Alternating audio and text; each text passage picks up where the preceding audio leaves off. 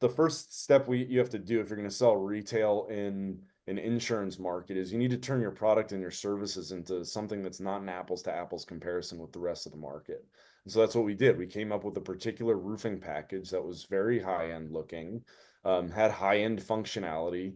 We went with a shingle that was a designer shingle that also had impact resistance to it.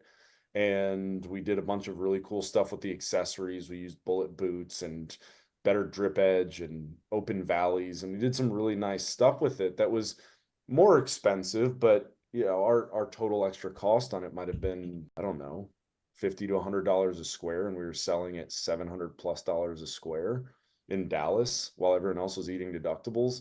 And so by doing that and by helping them recapture this vision of, hey, this at one point this was probably your dream home. And how would it feel to roll up to your house and have the best looking house on the block? And then you show them what it could look like with this different, like, oh, wow. I didn't real like they don't know because they don't see. You have to put that in front of them. And once you do that, then you just get in, then it's a question of the funding. And at that point, then you have to have a conversation about what insurance is and isn't responsible for, what that process is like. And so what we ended up doing was what I called my dual funding model.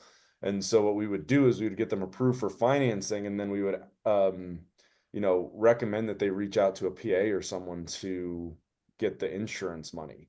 And what ended up happening was we would sell them on retail. They would, go get the insurance. We would help provide any documentation necessary. And then at the end, they'd get this big insurance check, which was the other angle I took on it. And I was always looking for angles on how to present this, but this is during COVID. People were having cash flow issues because they weren't in work. And so here's, I said it this way. All right, you have two options. You can pay your $3,000, $4,000 deductible out of pocket right now, and then you're gonna get a $25,000 roof for $4,000, which is a great deal. The ROI on that's fantastic, but it's gonna hurt your cash flow. Or over the lifetime of the roof, we can put you on small monthly payments, and then instead of forking over $4,000 now, you can get a check from the insurance company for $14,000 to $15,000. Now, when it comes to a line item estimate, we were doing upgraded products they're spending more money. So our invoices were higher, not lower. So it wasn't insurance fraud, but they were able to keep those checks and then just make the payments. So they could either use the insurance check to pay that down, but a lot of the times they're like, well, I want to get my windows done or something remodeled. People were living in their homes at the time. They wanted to open up the windows or whatever. So then they would just double down and buy other products from us.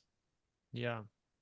Yeah, it's they're getting a roof and they're essentially getting a probably pretty attractive interest rate on in that case like a $15,000 per loan that they can do whatever they want with. That's just secured Yeah, by the loans the were quite a home. bit higher than 15,000 because of what we were selling at. But yeah, True. Yeah, yeah, true. yeah, In the long run, but I mean in the short run. In the right, short yeah, yeah. run, the way they're perceiving it in Right, making this decision is like, oh, I just have a little, this little monthly payment, and then I'm just getting 15K to do whatever with.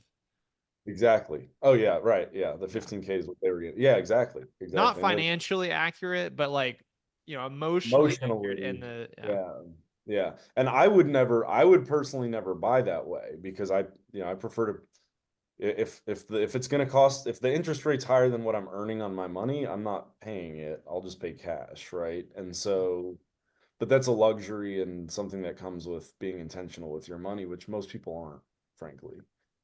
Right. Yeah, that's super fascinating.